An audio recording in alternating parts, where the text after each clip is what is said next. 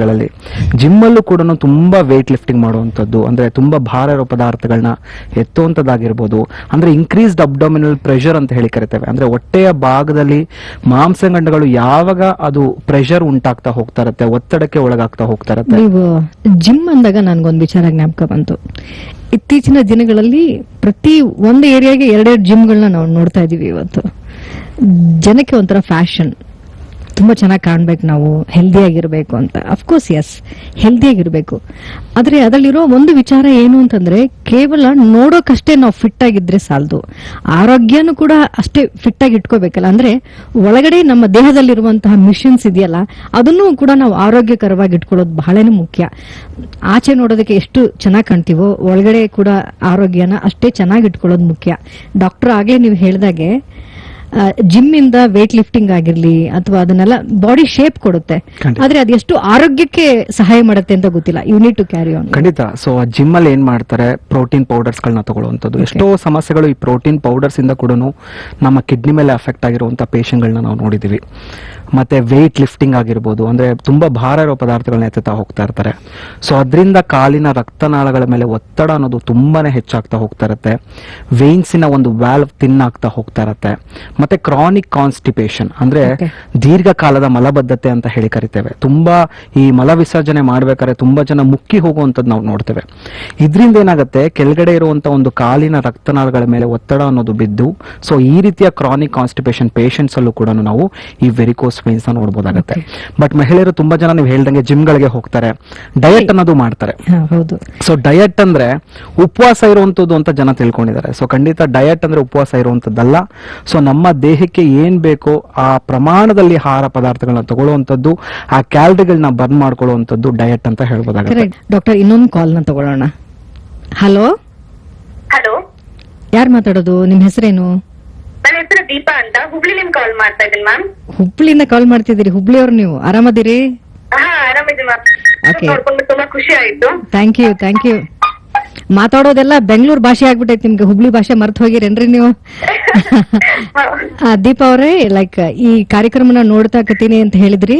ಈ ಸಮಸ್ಯೆ ಬಗ್ಗೆನೂ ನಿಮ್ಗೆ ಗೊತ್ತೈತೆ ಅಂತ ತಿಳ್ಕೊಂತೀನಿ.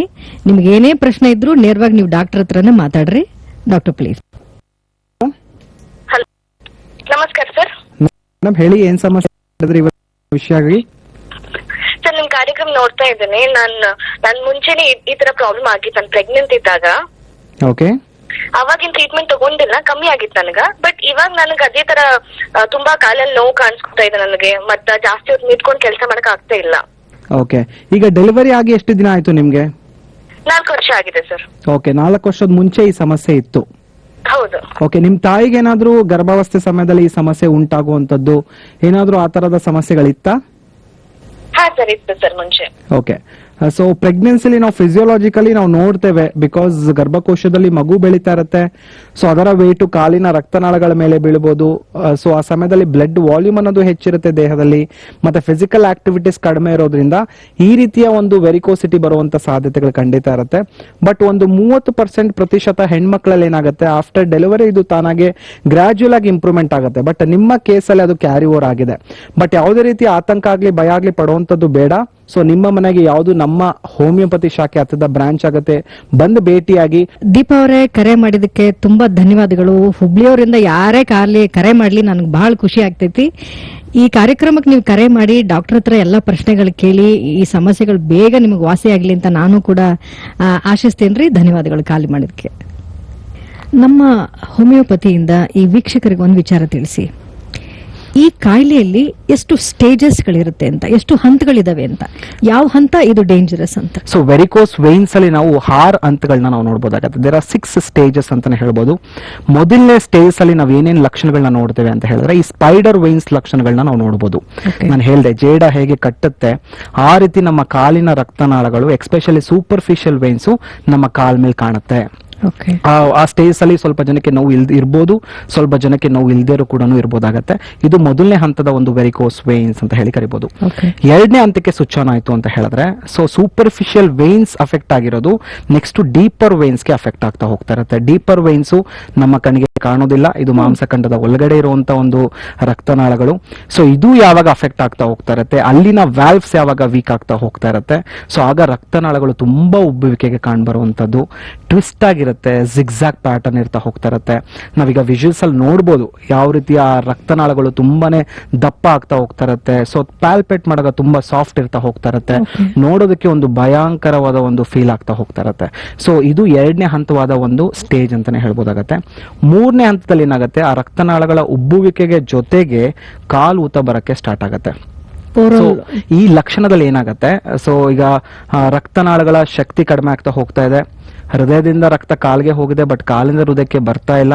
ಸೊ ಕಾಲಲ್ಲೇ ತುಂಬಾ ದಿವಸ ರಕ್ತನಾಳಗಳಲ್ಲಿ ರಕ್ತ ಉಳ್ಕೊಳ್ತಾ ಇದೆ.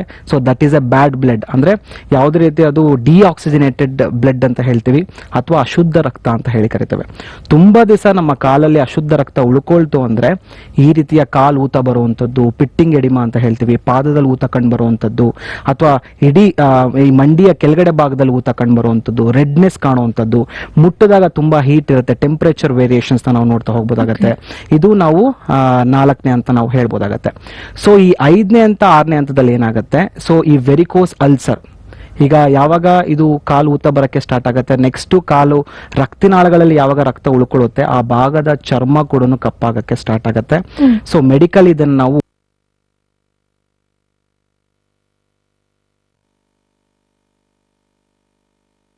ಕಪ್ಪಾಗ್ತಾ ಹೋಗ್ತಾ ಇರುತ್ತೆ, ಪಾದದಿಂದನೇ ಪಾದದಿಂದ ಕಪ್ಪಾಗ್ತಾ ಹೋಗ್ತಾ ಇರುತ್ತೆ. ಯಾಕಂದ್ರೆ ಕೆಳಗಡೆ ಉಳ್ಕೊಳ್ತಾ ಇರುವಂತದ್ದು it is not A good blood, it is a bad blood ಅಂತ ಹೇಳ್ತೀವಿ ಅಥವಾ ಡಿಆಕ್ಸಿನೇಟೆಡ್ ಬ್ಲಡ್ ಅಂತ ಹೇಳ್ತೀವಿ. ಸೊ ಇದರಿಂದ ಏನಾಗುತ್ತೆ, ಆ ಭಾಗದ ಚರ್ಮ ಕೂಡ ಕಪ್ಪಾಗುತ್ತೆ. ಸೊ ಮೆಡಿಕಲ್ ಇದು ನಾವು ಸ್ಟೇಸಿಸ್ ಡರ್ಮಟೈಟಿಸ್ ಅಂತ ಹೇಳಿ ಕರಿತೇವೆ. ತುಂಬಾ ಜನ ಇಲ್ಲಿ ಮಿಸ್ಲೀಡ್ ಆಗೋದುಂಟು, ಏನೋ ಒಂದು ಚರ್ಮದ ಸಮಸ್ಯೆ ಬಂದಿದೆ ಅಂತ ಹೇಳಿ ಚರ್ಮದ ಡಾಕ್ಟರ್ ಹತ್ರ ಹೋಗ್ತಾರೆ, ಅಥವಾ ಹೋಗದೇನೋ ಅವರಾಗೆ ಆಯಿಂಟ್ಮೆಂಟ್ಗಳನ್ನ ಅಪ್ಲೈ ಮಾಡ್ಕೊಳ್ತಾರೆ, ಲೋಷನ್ಗಳನ್ನ ಅಪ್ಲೈ ಮಾಡ್ಕೊಳ್ತಾರೆ. ಯಾಕಂದ್ರೆ ತುಂಬಾ ದಿವಸಗಳ ಕಾಲ ಈ ಎಕ್ಸಿಮಾ ಇತ್ತು ಅಂತ ಹೇಳಿದ್ರೆ ಕೆರೆತ ಉಂಟಾಗ್ಬಿಡುತ್ತೆ, ಇಚ್ಚಿಂಗ್ ಸ್ಟಾರ್ಟ್ ಆಗ್ತಾ ಹೋಗ್ಬಿಡುತ್ತೆ. ಸೊ ಈ ಹಂತದಲ್ಲೂ ಕೂಡ ಎಷ್ಟೋ ಜನಕ್ಕೆ ಚಿಕಿತ್ಸೆ ಹೇಳಿ ಕರಿತೇವೆ. ಅದನ್ನೇ ನಾವು ವೆರಿಕೋಸ್ ಅಲ್ಸರ್.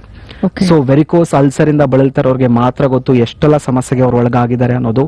ಸೊ ಈ ಒಂದು ಸಣ್ಣ ಗಾಯ ಆಯ್ತು ಕಾಲಲ್ಲಿ ಅಂತ ಹೇಳಿದ್ರೆ ಈ ವೆರಿಕೋಸ್ ವೈನ್ಸ್ ಪೇಷಂಟ್ಸ್ ಅಲ್ಲಿ ಅದು ಮಾಯೋದಕ್ಕೆ ತುಂಬಾ ದಿವಸಗಳ ಕಾಲ ತಗೊಳುತ್ತೆ, ಲೈಕ್ ಡಯಾಬಿಟಿಸ್ ಪೇಷಂಟ್. ಯಾಕಂದ್ರೆ ರಕ್ತ ಸಂಚಾರ ನಮ್ಮ ದೇಹದಲ್ಲಿ ಆಗ್ತಾ ಇಲ್ಲ. ಒಂದು ಸಣ್ಣ ಗಾಯ ದೊಡ್ಡದಾಗಿ ಪರಿಗಣಿಸಬಹುದು, ಒಂದು ಸಣ್ಣ ಗಾಯ ಮಾಯೋದಕ್ಕೆ ತುಂಬಾ ದಿವಸಗಳ ಕಾಲ ತಗೊಳ್ಬಹುದು.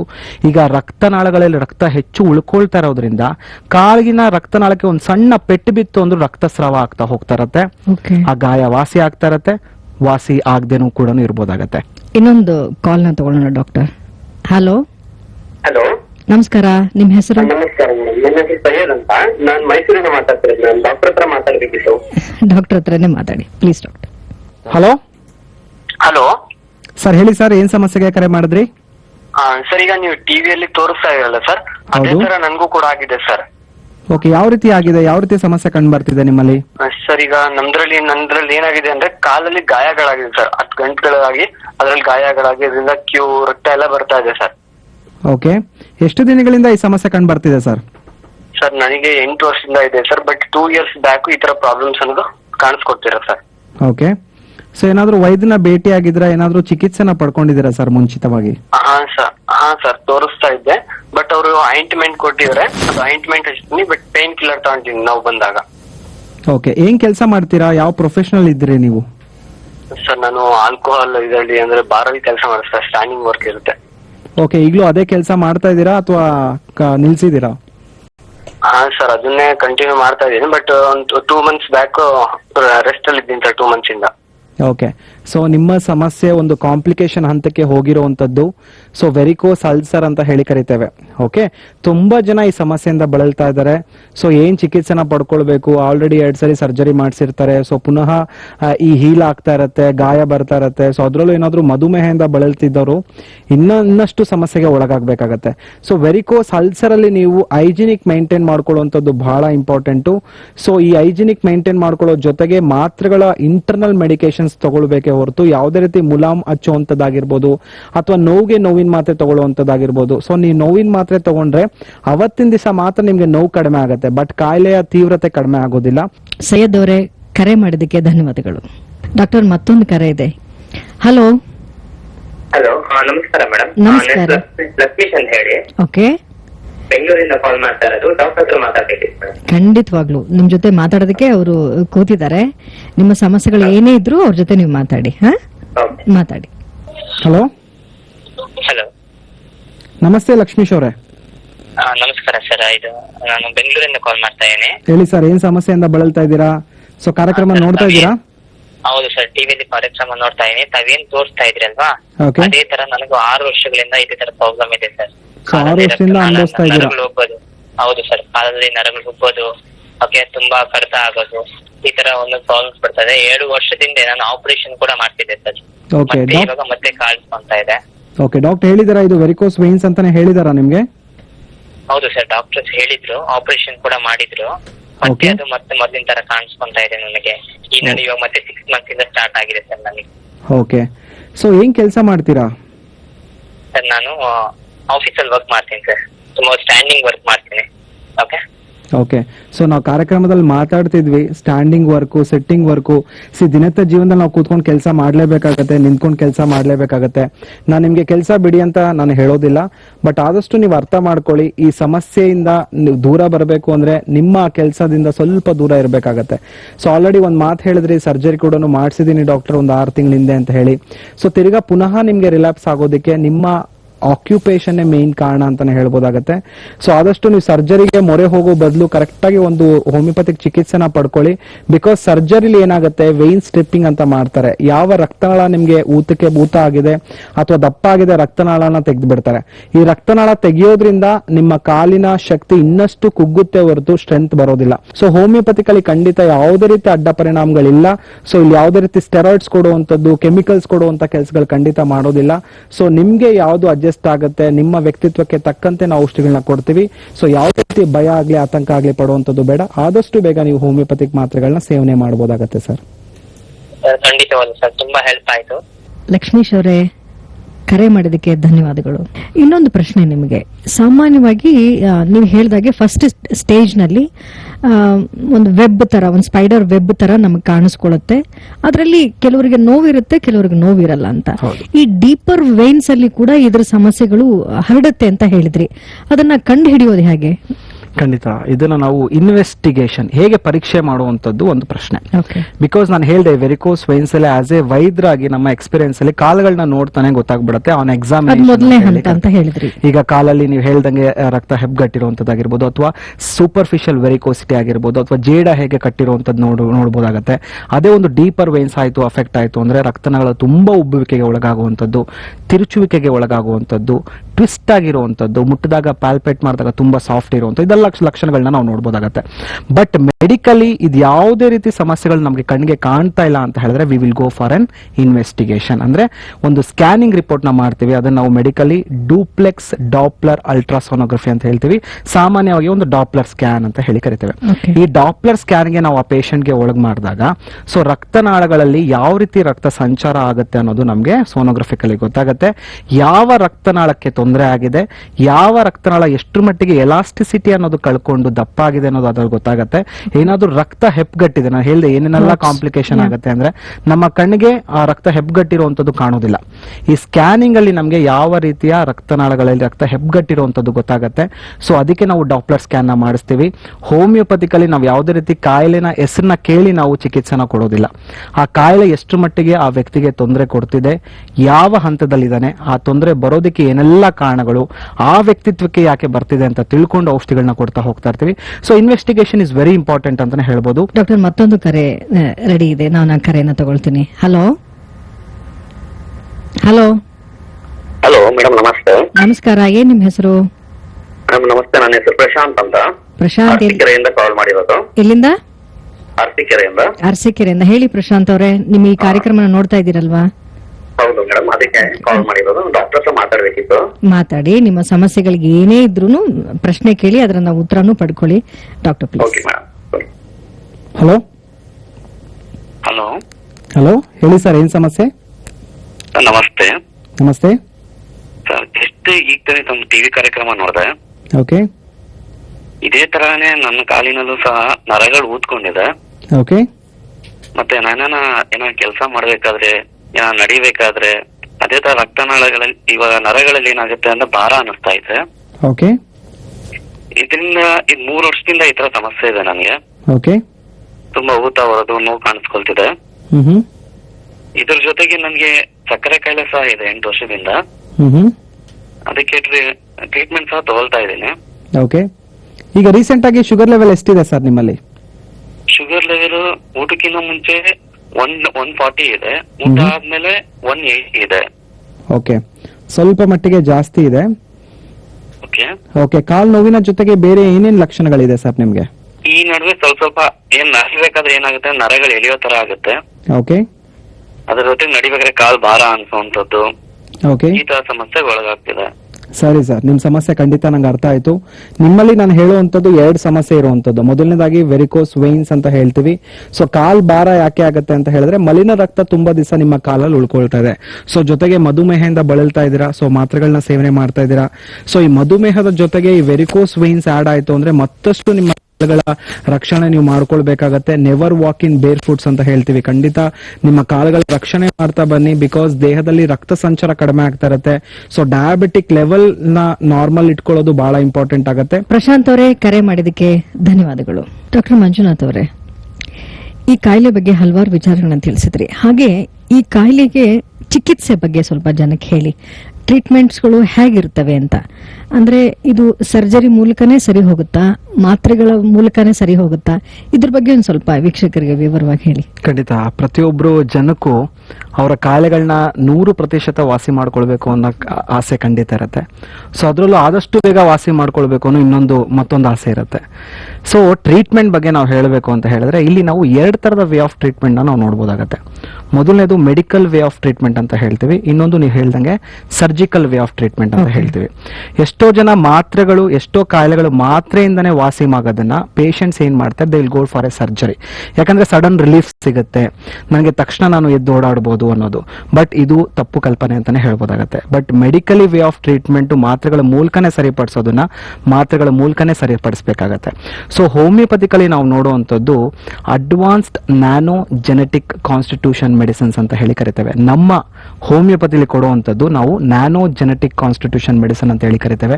ಅಂದ್ರೆ ಆ ವ್ಯಕ್ತಿತ್ವಕ್ಕೆ ತಕ್ಕಂತೆ ಔಷಧಿಗಳನ್ನ ನಾವು ರೆಡಿ ಮಾಡಬೇಕಾಗತ್ತೆ.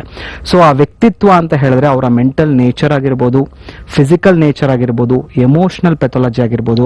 ನೀವು ಹೋಮಿಯೋಪತಿಕ್ ಡಾಕ್ಟರ್ನ ನೋಡಿದ್ರೆ ತುಂಬಾ ಜನ ಹೇಳ್ತಾರೆ ತುಂಬಾ ಡೀಟೇಲ್ ಕೇಸ್ ನ ತಗೋತಾರೆ ಡಾಕ್ಟರ್ ಅಂತ.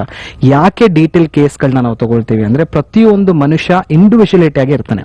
ಅಂದ್ರೆ ಪ್ರತಿಯೊಂದು ವ್ಯಕ್ತಿಗೂ ಇನ್ನೊಂದು ವ್ಯಕ್ತಿ ವಿಭಿನ್ನ ಇದ್ದೇ ಇರ್ತಾನೆ. ಆ ಕಾಯಿಲೆಗಳ ಲಕ್ಷಣ ಒಂದೇ ಇದ್ರೂ ಸಹ, ಆ ಕಾಯಿಲೆಗಳ ತೀವ್ರತೆ ಒಂದೇ ಇದ್ರೂ ಸಹ, ಕಾಯಿಲೆ ಹಿಂದಿನ ಕಾರಣಗಳು ಒಂದೇ ಇದ್ರೂ ಸಹ ವ್ಯಕ್ತಿತ್ವಕ್ಕೆ ತಕ್ಕಂತೆ ಆ ಕಾಯಿಲೆಗಳು ಮ್ಯಾಚ್ ಆಗ್ತಾ ಹೋಗ್ತಾ ಇರುತ್ತೆ. ಸೊ ಈ ಕಾಯಿಲೆಯ ವ್ಯಕ್ತಿತ್ವಕ್ಕೆ ತಕ್ಕಂತೆ ನಮ್ಮ ಮಾತ್ರೆಗಳು ಕೆಲಸ ಮಾಡಬೇಕಾಗತ್ತೆ.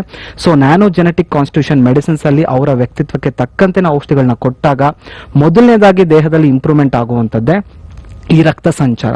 ಇಲ್ಲಿ ರೂಟ್ ಕಾಸ್ ಇರುವಂತದ್ದು ರಕ್ತ ಸಂಚಾರ ಕಡಿಮೆ ಇರೋದ್ರಿಂದ ಬಂದಿರುವಂತದ್ದು, ರಕ್ತನಾಳಗಳ ಶಕ್ತಿ ಕುಗ್ಗಿರೋದ್ರಿಂದ ಬಂದಿರುವಂತದ್ದು. ಸೊ ಇವೆರಡೂ ಮಾಡುವಂತ ಒಂದು ಒಳ್ಳೆಯ ಹೋಮಿಯೋಪತಿಕ್ ಔಷಧಿಗಳನ್ನ ಕೊಟ್ರೆ ಸೊ ತುಂಬಾ ಜನ ಇದರಿಂದ ಆರಾಮಾಗಿರೋರು ಇದ್ದಾರೆ. ಸೊ ಈ ಮಾತ್ರೆಗಳ ಮೂಲಕ ಕಾಂಪ್ಲಿಕೇಶನ್ಸ್ ನಾವು ಅವಾಯ್ಡ್ ಮಾಡ್ತಾ ಬರ್ಬೋದು. ಅಲ್ಸರ್ ಸ್ಟೇಜಸ್ ಅಲ್ಲಿ ಬರ್ಬೋದು, ಈ ಸೂಪರ್ಫಿಷಿಯಲ್ ವೆರಿಕೋಸಿಟಿ ಸ್ಟೇಜ್ ಅಲ್ಲಿ ಬರ್ಬೋದು, ನೋವು ಇಲ್ಲದೆ ಇರುವಂತ ಸ್ಟೇಜಸ್ ಅಲ್ಲಿ ಹಂತದಲ್ಲಿ ಪೇಷಂಟ್ ಬರ್ಬೋದು.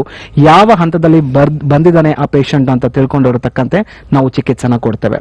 ಬರೀ ಚಿಕಿತ್ಸೆ ಒಂದೇ ಅಲ್ಲ, ಇದೊಂದು ಲೈಫ್ ಸ್ಟೈಲ್ ಕಂಡೀಷನ್ ಇರೋದ್ರಿಂದ ಆ ಚಿಕಿತ್ಸೆಯ ಜೊತೆಗೆ ಮನೆಯಲ್ಲಿ ಮ್ಯಾನೇಜ್ಮೆಂಟ್ ಮಾಡ್ಕೊಳ್ಳುವಂಥದ್ದು ಬಹಳ ಬಹಳ ಇಂಪಾರ್ಟೆಂಟ್ ಆಗುತ್ತೆ. ಬಿಕಾಸ್ ಚಿಕಿತ್ಸೆಯ ಜೊತೆಗೆ ನಾವು ಹೇಳ್ತೀವಿ ಯಾವ ಕಾರಣದಿಂದ ಈ ಸಮಸ್ಯೆ ಬಂತು ಆ ಕಾರಣನ ಅವಾಯ್ಡ್ ಮಾಡುವಂಥದ್ದು best management. So avoid prolonged standing for long time ಅಥವಾ avoid prolong sitting for long time. ತುಂಬಾ ಹೊತ್ತು ಒಂದೇ ಜಾಗದಲ್ಲಿ ನಿಂತ್ಕೊಳ್ಳೋದನ್ನ ನಾವು ಅವಾಯ್ಡ್ ಮಾಡ್ತಾ ಬರಬೇಕಾಗತ್ತೆ.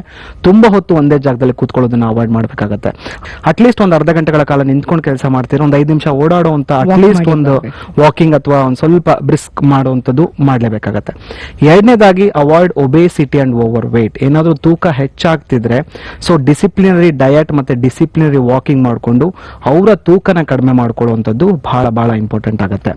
ಮತ್ತೆ avoid tight clothings around waste ಅಂತ ಹೇಳ್ತೀವಿ. ತುಂಬಾ ಟೈಟ್ ಆಗಿ ಬೆಲ್ಟ್ಗಳನ್ನ ಹಾಕೊಳ್ಳುವಂಥದ್ದು, ಕ್ರಾಸ್ಡ್ ಲೆಗ್ ಆಗಿ ಕೂತ್ಕೊಳ್ಳುವಂಥದ್ದು. ಸೊ ಇದನ್ನೆಲ್ಲ ಆದಷ್ಟು ಮಹಿಳೆಯರು ಎಕ್ಸ್ಪೆಷಲಿ ಇದನ್ನ ಅವಾಯ್ಡ್ ಮಾಡಿದ್ರೆ ಖಂಡಿತ ಈ ರೀತಿಯ ವೆರಿಕೋಸ್ ವೈನ್ಸ್ ನಮ್ಮ ದೇಹಕ್ಕೆ ಬರ್ದೇ ರಂಗೆ ನಾವು ನೋಡ್ಕೊಳ್ತಾ ಬರ್ಬೋದಾಗತ್ತೆ. ಮತ್ತೆ ಮುಖ್ಯವಾಗಿ ಹೇಳುವಂಥದ್ದು ವೆರಿಕೋಸ್ ವೈನ್ಸ್ ಇಂದ ಯಾರು ಬಳಲ್ತಾ ಇದಾರೆ ಅವ್ರಿಗೆ ಗೊತ್ತಿದೆ, ಎಲಾಸ್ಟಿಕ್ ಕಂಪ್ರೆಷನ್ ಸ್ಟಾಕಿಂಗ್ಸ್ ಅಂತ ಹೇಳಿ ಕರಿತೇವೆ. ಸೊ ಇದೊಂದು ಸಾಕ್ಸ್ ನಿಟ್ ನಲ್ಲಿ ಬರುತ್ತೆ. ಸೊ ಯಾರ್ಯಾರಿಗೆ ಡೀಪರ್ ವೈನ್ಸ್ ಈ ರೀತಿ ಉಬ್ಬುವಿಕೆಗೆ ಒಳಗಾಗಿರುತ್ತೆ ಆ ಸಾಕ್ಸ್ ನ ವೇರ್ ಮಾಡಬೇಕಾಗತ್ತೆ. ಆ ಟೈಟ್ ಸಾಕ್ಸ್ ನ ನಾವು ವೇರ್ ಮಾಡಿದಾಗ ಏನಾಗುತ್ತೆ, ಆ ರಕ್ತನಾಳಗಳ ಮೇಲೆ ಈ ಪ್ರೆಷರ್ ಅನ್ನೋದು ಬಿದ್ದಿ ಮತ್ತೆ ಆ ರಕ್ತ ಮೇಲ್ಗಡೆ ಪುಷ್ ಆಗೋದಕ್ಕೆ ಸಹಾಯ ಆಗುತ್ತೆ. ಮತ್ತೆ ನೋವು ಕೂಡ ಬರ್ದೇ ಇರಂಗೆ ಅದು ಮೇಂಟೈನ್ ಮಾಡ್ತಾ ಹೋಗ್ತಾ ಇರುತ್ತೆ. So it is one of the best management ಅಂತ ಹೇಳ್ಬೋದು. ಮತ್ತೊಂದು ಮ್ಯಾನೇಜ್ಮೆಂಟ್ ಹೇಳಬೇಕು ಅಂದ್ರೆ elevation of the legs. So ನಾವು ತುಂಬಾ ಜನಕ್ಕೆ ಹೇಳ್ತೀವಿ ರಾತ್ರಿ ಮಲ್ಕೊಳ್ಬೇಕಾದ್ರೆ 2 ಕಾಲ್ಗಳನ್ನ ಮೇಲೆತ್ತಿ ಮಲ್ಕೊಳ್ಳಿ. ಸೊ ಅಟ್ಲೀಸ್ಟ್ ಮಿನಿಮಮ್ 1 ಫೀಟ್ ಆದ್ರೂ ಹೈಟ್ ಇರಬೇಕಾಗತ್ತೆ. ಹೃದಯ ಭಾಗದ ಮೇಲ್ಗಡೆ ಕಾಲಿಟ್ಟಿ ರಕ್ತ ಹಿಂದ್ಗಡೆ ಬ್ಯಾಕ್ ಫ್ಲೋ ಆಫ್ ಬ್ಲಡ್ ಆಗೋದಕ್ಕೆ ಎಲಿವೇಶನ್ ಆಫ್ ದಿ ಲೆಗ್ಸ್ ಅನ್ನೋದು ನಾವು ನೋಡ್ತಾ ಹೋಗ್ತಾ ಇರ್ತೀವಿ. ಬರೀ ಇದು ಫಿಸಿಕಲಿ ಮಾತ್ರ ಮ್ಯಾನೇಜ್ಮೆಂಟ್ ಅಲ್ಲ, ಒಳ್ಳೆಯ ಆಹಾರ ಪದ್ಧತಿ ತಗೊಳ್ಳೋದು ಬಹಳ important. So especially varicose wines ಇಂದ ಬಳಲ್ತಾ ಇರೋರು ಅತಿ ಕಡಿಮೆ ಈ ಉಪ್ಪಿನಂಶ ಇರೋ ಪದಾರ್ಥಗಳನ್ನ ತಗೊಳ್ಬೇಕು. ಸಾಲ್ಟ್ ರಿಸ್ಟ್ರಿಕ್ಷನ್ ಡಯಟ್ ಅಂತ ಹೇಳಿ ಕರಿತೇವೆ. ಸೊ ರಕ್ತನಾಳಗಳಲ್ಲಿ ಈ ಒತ್ತಡ ಇಂಟ್ರಾವಿನಸ್ ಪ್ರೆಷರ್ ಅನ್ನೋದು ಕಡಿಮೆ ಆಗ್ಬೇಕಂದ್ರೆ ಉಪ್ಪಿನಂಶ ಇರೋ ಪದಾರ್ಥಗಳನ್ನ ಆದಷ್ಟು ಕಡಿಮೆ ತಗೊಳ್ಬೇಕು.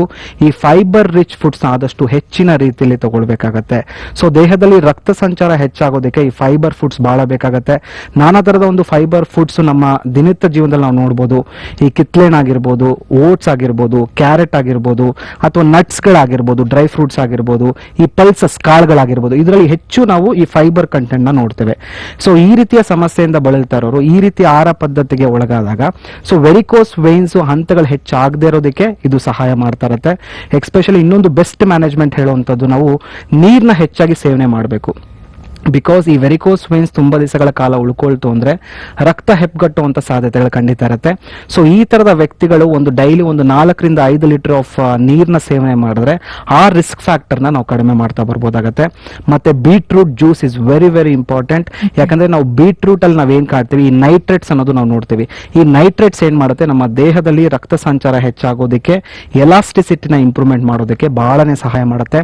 ಸೊ ಯಾರ್ಯಾರು ವೆರಿಕೋಸ್ ವೈನ್ಸ್ ಇಂದ ಬಳಲ್ತಾ ಇದ್ದಾರೆ ಡೈಲಿ ಒಂದು ಅರ್ಧ ಗ್ಲಾಸ್ ಆಫ್ ಬೀಟ್ರೂಟ್ ಜ್ಯೂಸ್ ನ ತಗೊಳ್ಳುವಂಥದ್ದು, ಫೈಬರ್ ರಿಚ್ ಫುಡ್ಸ್ ನ ತಗೊಳ್ಳುವಂಥದ್ದು, ಈ ರೀತಿಯ ಒಂದು ಬೆಸ್ಟ್ ಮ್ಯಾನೇಜ್ಮೆಂಟ್ ಮಾಡಿದ್ರೆ ಖಂಡಿತ ಯಾವುದೇ ರೀತಿ ಸಮಸ್ಯೆ ಉಂಟಾಗೋದಿಲ್ಲ.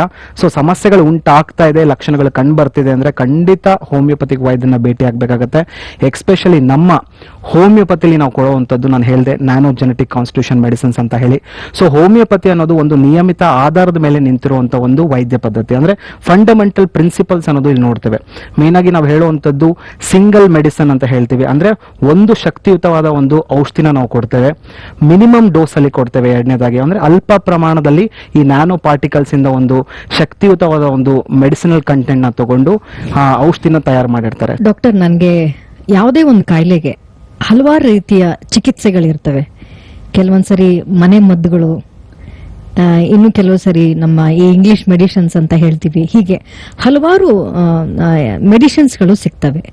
ಈ ಎಲ್ಲಾ ಮೆಡಿಸಿನ್ಸ್ಗಳಿಗಿಂತ ನಮ್ಮ ಹೋಮಿಯೋಪತಿ ಎಷ್ಟು ಡಿಫ್ರೆಂಟ್ ಆಗಿದೆ, ಎಷ್ಟು ವಿಭಿನ್ನವಾಗಿ ಕೆಲಸ ಮಾಡುತ್ತೆ ಅನ್ನೋದನ್ನ ತಿಳಿಸ್ಕೊಟ್ರೆ it will be easy for that. ಖಂಡಿತ. So nowadays people are getting more awareness and trust about homeopathy. Homeopathy ಅನ್ನೋದು ಇವತ್ತಿನ ದಿನಗಳಲ್ಲಿ ಬಹಳನೇ ಜನಕ್ಕೆ ಒಂದು ಹತ್ತಿರವಾದ ಒಂದು ವೈದ್ಯ ಪದ್ಧತಿ ಅಂತಾನೆ ಹೇಳ್ಬೋದು. ಯಾಕಂದ್ರೆ ಯಾಕೆ ಜನ ಚೂಸ್ ಮಾಡ್ಕೊಳ್ತಾರೆ ಹೋಮಿಯೋಪತಿ ಅಂದ್ರೆ ಇಲ್ಲಿ ಮೇನ್ ಆಗಿ first of all side effects ಅನ್ನೋದು ಇರೋದಿಲ್ಲ, ಯಾವುದೇ ರೀತಿ ಅಡ್ಡ ಪರಿಣಾಮಗಳಿಲ್ಲ. ಹೋಮಿಯೋಪತಿ ಚಿಕಿತ್ಸೆ ಅನ್ನೋದೇ ಒಂದು ವಿತೌಟ್ ಸೈಡ್ ಎಫೆಕ್ಟ್ ಟ್ರೀಟ್ಮೆಂಟ್ ಅಂತ ಹೇಳ್ತೀವಿ. ಯಾಕಂದ್ರೆ ಇಲ್ಲಿ ಯಾವುದೇ ರೀತಿ ಸ್ಟೆರಾಯ್ಡ್ ಫ್ರೀ ಟ್ಯಾಬ್ಲೆಟ್ಸ್ ಇರುತ್ತೆ, ಯಾವುದೇ ರೀತಿ ಕೆಮಿಕಲ್ಸ್ ಇನ್ವಾಲ್ವ್ಮೆಂಟ್ ಇರೋದಿಲ್ಲ. ಆ ವ್ಯಕ್ತಿಯ ಅನುಗುಣವಾಗಿ ನಾವು ಔಷಧಿಗಳನ್ನ ಕೊಡ್ತಾ ಹೋಗ್ತಾ ಇರ್ತೀವಿ. ನಮ್ಮ ಹೋಮಿಯೋಪತಿ ಕೊಡುವಂತದ್ದು ನಾವು ನ್ಯಾನೋ ಜೆನೆಟಿಕ್ ಕಾನ್ಸ್ಟಿಟ್ಯೂಷನ್ ಮೆಡಿಸಿನ್ಸ್ ಅಂತ ಹೇಳಿ ಕರಿತೇವೆ. ಅಂದ್ರೆ ಯಾರಿಗೋ ಗುಣ ಆಯ್ತು ಅಂತ ಆ ವ್ಯಕ್ತಿಯ ಮೆಡಿಕೇಶನ್ ಇನ್ನೊಬ್ಬರಿಗೆ ಕೊಡುವಂತದ್ದು, ಆ ಒಂದುವಿಕೆಯ ಮೆಡಿಕೇಶನ್ಸ್ ಕೊಡುವಂತದ್ದೇ ನಮ್ಮ ಹೋಮಿಯೋಪತಿಕ್ ವೈದ್ಯರ ಒಂದು ಕೆಲಸ ಅಂತಾನೆ ಹೇಳ್ಬೋದಾಗತ್ತೆ. ಅದನ್ನ ತಿಳ್ಕೊಳ್ಬೇಕು ಅಂದ್ರೆ ನಾವು ಡೀಟೇಲ್ ಕೇಸ್ಗಳನ್ನ ತಗೊಳ್ಬೇಕು. ಆ ವ್ಯಕ್ತಿಗೆ ಯಾಕೆ ಆ ವೆರಿಕೋಸ್ ವೈನ್ಸ್ ಬಂತು, ಅದಕ್ಕೆ ಹಿಂದಿನ ಕಾರಣಗಳೇನು, ಅವನ ಮೆಂಟಲ್ ನೇಚರ್ ಏನು, ಫಿಸಿಕಲ್ ನೇಚರ್ ಏನು, ತಿನ್ನೋದಕ್ಕೆ ಏನ್ ಇಷ್ಟಪಡ್ತಾನೆ, ಚಳಿಗಾಲ ಇಷ್ಟಪಡ್ತಾನ, ಬೇಸಿಗೆ ಇಷ್ಟಪಡ್ತಾನ, ನಾನಾ ತರದ ಒಂದು ಪ್ರಶ್ನೆಗಳಿಗೆ ಆ ವ್ಯಕ್ತಿಗೆ ಮಾಡಿ ಸೊ ಆ ಉತ್ತರದಿಂದ ಬರುವಂತ ಒಂದು ಲಕ್ಷಣ ಮತ್ತೆ ಕಾಯಿಲೆ ಹಿಂದಿನ ಕಾರಣಗಳನ್ನ ತಿಳ್ಕೊಂಡು ಔಷಧಿಗಳನ್ನ ಕೊಡ್ತಾ ಹೋಗ್ತಾ ಇರ್ತೀವಿ. ಸೊ ಇಷ್ಟು ಡೀಪರ್ ಆಗಿ ನಾವು ಔಷಧಿಗಳನ್ನ ಕೊಟ್ಟಾಗ homeopathically so any cause or any diseases it has to go ಅಂತಾನೆ ಹೇಳ್ಬೋದಾಗತ್ತೆ. ಒಂದು ಕೋಲ್ಡ್ ಇಂದ ಕ್ಯಾನ್ಸರ್ ವರ್ಗೂ we can treat through homeopathic medications, not only varicose veins. So varicose veins ಅಲ್ಲಿ ಏನಾಗುತ್ತೆ, ಇಲ್ಲಿ ರಕ್ತನಾಳಗಳ ಇಂಪ್ರೂವ್ಮೆಂಟ್ ಆಗೋದ್ರಿಂದ, ರಕ್ತ ಸಂಚಾರ ಇಂಪ್ರೂವ್ಮೆಂಟ್ ಆಗೋದ್ರಿಂದ ಸೊ ಇದಕ್ಕೆ ಅತಿ ಹೆಚ್ಚಾಗಿ ನಾವು ರಿಸಲ್ಟ್ಸ್ ನ ಕೊಡಬಹುದು ಅನ್ನೋದು ಈ ಮೂಲಕ ಹೇಳ್ಬೋದಾಗತ್ತೆ. ಡಾಕ್ಟರ್, ಹಲವಾರು ಅಮೂಲ್ಯವಾದ ವಿಚಾರಗಳನ್ನ ನೀವು ಪ್ರೇಕ್ಷಕರ ಜೊತೆ ಹಂಚಿಕೊಂಡಿದ್ದಕ್ಕೆ ನಿಮಗೆ ಧನ್ಯವಾದಗಳು. ನಮಸ್ತೆ. ನೋಡಿದ್ರಲ್ಲ ವೀಕ್ಷಕರೇ, ನಮ್ಮ ಹೋಮಿಯೋಪತಿಯಲ್ಲಿ ರೋಗವನ್ನು ಗುಣಪಡಿಸಲೆಂದೇ ದೇಶಾದ್ಯಂತ 50ಕ್ಕೂ ಹೆಚ್ಚು ಶಾಖೆಗಳಲ್ಲಿ ಆರೋಗ್ಯವನ್ನು ಸುಧಾರಣೆ ಮಾಡುವಲ್ಲಿ ಪ್ರಮುಖ ಪಾತ್ರವನ್ನು ವಹಿಸ್ತಾ ಇದೆ. ನಮ್ಮ ಹೋಮಿಯೋಪತಿಯಲ್ಲಿ ಹಲವಾರು ಜನ ಇದರಿಂದ ಉಪಯೋಗವನ್ನು ಪಡೆದು ದೇಶಾದ್ಯಂತ ಲಕ್ಷಾಂತರ ಜನ ಗುಣಮುಖರಾಗಿದ್ದಾರೆ. ನೀವು ಕೂಡ ಈ ನಿಮ್ಮ ಟಿವಿ ಪರದೆ ಮೇಲೆ ಬರ್ತಾ ಇರುವ ಈ ಸಂಖ್ಯೆಗೆ ಕರೆ ಮಾಡಿ ನಮ್ಮ ಹೋಮಿಯೋಪತಿಯ ಎಲ್ಲ ನುರಿತ ವೈದ್ಯರೊಂದಿಗೆ ಮಾತನಾಡಿ ಆದಷ್ಟು ಬೇಗ ಗುಣಮುಖರಾಗಿ ಅಂತ ವಿನಂತಿಸುತ್ತಾ ಈ ಕಾರ್ಯಕ್ರಮನ ಮುಗಿಸ್ತಾ ಇದ್ದೀನಿ. ಧನ್ಯವಾದಗಳು.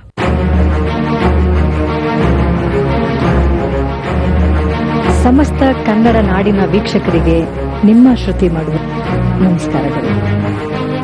ಆರ್ಥರೈಟಿಸ್, ಈ ವೆರಿಕೋಸ್ ವೇನ್ಸು ನಾಳೆಯಿಂದ ರೆಸ್ಟ್ ಮಾಡಿ. ರೆಸ್ಟ್ ಬಟ್ರೆ ನಮ್ಮ ಹೋಮಿಯೋಪತಿಲಿ ವೆರಿಕೋಸ್ ವೇನ್ಸ್ಗೆ ಚಿಕಿತ್ಸೆ ಇದೆ. ನಮ್ಮ ಹೋಮಿಯೋಪತಿ ಆರೋಗ್ಯ ಸಂಜೀವನಿ. ಪ್ರಕೃತಿ ದತ್ತವಾದ ಈ ಶರೀರಕ್ಕೆ ಪ್ರಕೃತಿಯೇ ಔಷಧಿ. ಇವತ್ತು ಹೆಚ್ಚಿನ ಹಣ್ಣು, ತರಕಾರಿ, ಹಾಲು ಎಲ್ಲದರಲ್ಲೂ ಕೆಮಿಕಲ್ ಸೇರಿದೆ ಅಂತಾರೆ. ಅದಕ್ಕೆ ಕಾಡಿನ ಹಣ್ಣುಗಳ ಸಾರ ನಿಮಗೆ ಕೊಡ್ತಾ ಇದ್ದೀನಿ. ನಿಮ್ಮ ಆಯುಷ್ಯಕ್ಕೆ ಬಲ ಕೊಡುವುದು ಈ ಆಯುರ್ಬಲ. ಉತ್ತಮ ಆರೋಗ್ಯಕ್ಕಾಗಿ ಆಯುರ್ಬಲ ಟಾನಿಕ್. ಕೇವಲ 15 ದಿನಗಳಲ್ಲಿ ಜ್ಯೋತಿಷ್ಯ ಕಲಿಯಿರಿ. ಡಾಕ್ಟರ್ ದಿನೇಶ್ ಗುರೂಜಿರವರ ಸರಳವಾದ ಮಾರ್ಗದರ್ಶನದೊಂದಿಗೆ ನಿಮ್ಮ ಮತ್ತು ನಿಮ್ಮ ಕುಟುಂಬದ ಭವಿಷ್ಯವನ್ನ ನೋಡಲು ಕಲಿಯಿರಿ ಮತ್ತು ಜ್ಯೋತಿಷ್ಯ ಕಲಿಸುವ ಆಂಡ್ರಾಯ್ಡ್ ಆಪ್ ನಿಮ್ಮದಾಗಿಸಿಕೊಳ್ಳಿ.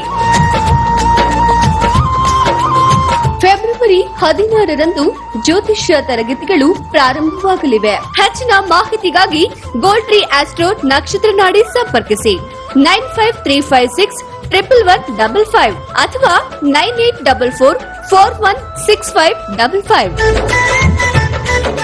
ತಲೆಕೂದಲು ಉದುರುವುದಕ್ಕೆ ಹಲವಾರು ಕಾರಣಗಳಿವೆ.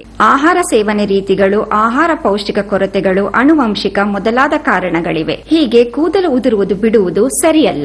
ಅದನ್ನು ಪ್ರಾರಂಭದಲ್ಲೇ ಸರಿಪಡಿಸಬೇಕು. ಕೂದಲು ಬೆಳೆಯಲು ಸಹಾಯಕವಾದ ಖನಿಜಾಂಶಗಳು, ಧಾತುಗಳು ಸೇರಿಸಲ್ಪಟ್ಟ ಜೀವಾಮೃತಂ. ಕೂದಲು ಉದುರುವುದು ತಡೆಯಲು ಮತ್ತು ಕೂದಲು ಸಮೃದ್ಧವಾಗಿ ಬೆಳೆಯಲು ನಾನು ಸಜೆಸ್ಟ್ ಮಾಡುತ್ತೇನೆ ಜೀವಾಮೃತ. ಶುರು ಮಾಡಿದ 21 ದಿನಗಳಲ್ಲೇ ನಿಮಗೆ ವ್ಯತ್ಯಾಸ ಕಾಣುತ್ತದೆ. ಆರೋಗ್ಯಕರವಾದ ಮತ್ತು ಬಲವಾದ ಕೂದಲಿಗೆ ಸೇವಿಸಿ Jeevamrutha. Jeevamrutham, the ayurvedic way for complete hair care. ನಿಮ್ಮ ಕೈ ಬೆರಳುಗಳಲ್ಲೇ ಅಡಗಿದೆ ನಿಮ್ಮ ಆರೋಗ್ಯ. ನೀವು ಎಲ್ಲಿರ್ತೀರೋ ಅಲ್ಲೇ ಅಭ್ಯಾಸ ಮಾಡುವಂತದ್ದು ಯೋಗ ಮುದ್ರೆ. Gastric acidity, arthritis, back pain ಇರಬಹುದು ಅಥವಾ PCOD, ಒಬೆಸಿಟಿ, ಇದು ಎಲ್ಲದಕ್ಕೂ ಕೂಡ ಸರಳವಾದ ಚಿಕಿತ್ಸೆನೇ ಯೋಗ ಮುದ್ರೆ. ಯೋಗ, ಪ್ರಾಣಾಯಾಮ, ಮುದ್ರಾ, ಕಾಸ್ಮಿಕ್ ಎನರ್ಜಿ ಹೀಲಿಂಗ್ ಹಾಗೂ ನೈಸರ್ಗಿಕವಾಗಿ ಸಿಗುವಂತ ನಾರುಬೇರುಗಳ ಕಷಾಯಗಳಿಂದ ಎಲ್ಲ ಕಾಯಿಲೆಗಳಿಗೂ ಸೂಕ್ತ ಪರಿಹಾರ. ವೀಕ್ಷಿಸಿ ಮುದ್ರಾ ಥೆರಪಿ ಇಂದು ಬೆಳಗ್ಗೆ 11 ಗಂಟೆಗೆ ನಿಮ್ಮ ನೆಚ್ಚಿನ ಆಯುಷ್ ಟಿವಿಯಲ್ಲಿ.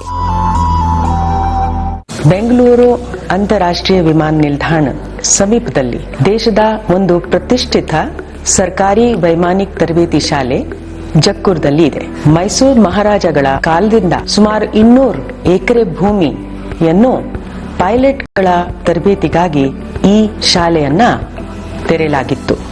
ಮಾನ್ಯ ಯುವ ಸಬಲೀಕರಣ ಇಲಾಖೆ ಸಚಿವರು ಹಾಗೂ ಸನ್ಮಾನ್ಯ ಮುಖ್ಯಮಂತ್ರಿಗಳ ನೇತೃತ್ವದಲ್ಲಿ ಇದನ್ನು ಒಂದು ಹೊಸ ರೂಪವನ್ನು ನೀಡಿ ಉತ್ತಮ ಮೂಲಭೂತ ಸೌಕರ್ಯವೊಂದಿಗೆ ಒಂದು ಹೊಸ ಚಾಲನೆಯನ್ನ ದಿನಾಂಕ 23ರಂದು ನೇತಾಜಿ ಸುಭಾಷ್ ಚಂದ್ರ ಬೋಸ್ ಅವರ 125ನೇ ಜನ್ಮ ದಿನಾಚರಣೆ ಅಂಗವಾಗಿ ಲೋಕಾರ್ಪಣೆ ಮಾಡಲಾಗುತ್ತಿದೆ.